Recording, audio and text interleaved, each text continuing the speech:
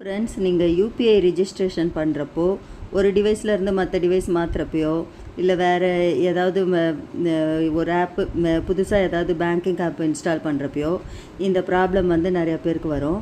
என்னன்னு பார்த்தீங்கன்னா, அந்த யூபிஐ ஆப்புக்கு வந்து ஒரு எஸ்எம்எஸ் வரும். அந்த எஸ்எம்எஸ் வரும்போது வந்து நம்ம வந்து அந்த ஆப்பை விட்டு வேறு ஆப்புக்கு ஸ்விட்ச் ஆன் பண்ணிடக்கூடாது. ஆனால் அது நீங்கள் ஸ்விட்ச் ஆன் பண்ணாமே ஆட்டோமேட்டிக்காக என்ன ஆகும், அது பாட்டுக்கு ஸ்விட்ச் ஆன் ஆகும். அது வந்து உங்களால் கண்ட்ரோல் பண்ண முடியாது. நீங்கள் எத்தனை வாட்டி பண்ணாலும் அது திருப்பி ஆட்டோமேட்டிக்காக அதுவே வேறு ஆப்புக்கு ஸ்விட்ச் ஆன் ஆகிட்டு என்ன பண்ணும், உங்களுக்கு வந்து ரெஜிஸ்ட்ரேஷன் ஃபெயில்டு அப்படின்னுட்டு வந்துகிட்டே இருக்கும். இந்த ப்ராப்ளம் சரி பண்ணுறதுக்கு நீங்கள் என்னென்ன மெத்தடோ ட்ரை பண்ணி லாஸ்ட் வரைக்கும் சரியாகலை அப்படின்னா, எனக்கு வந்து ஒரு மெத்தடில் வந்து சரியாச்சு. அது என்னன்னு இப்போ சொல்கிறேன் கேளுங்க.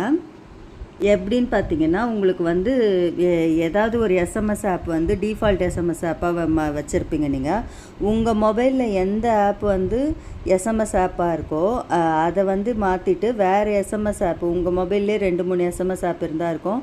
இல்லைனா வேறு எஸ்எம்எஸ் ஆப்பை வந்து நீங்கள் சேஞ்ச் பண்ணி பார்த்தீங்கன்னா அதுக்கப்புறம் வந்து இந்த ப்ராப்ளம் வராமல் சரியாக சொல்யூஷன் ஆச்சு. எனக்கு இந்த மாதிரி தான் சரியாச்சு.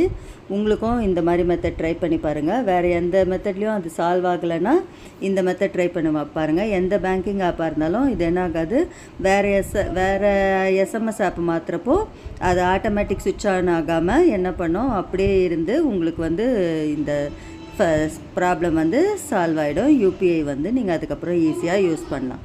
தேங்க்ஸ் ஃபார் வாட்சிங் த வீடியோ.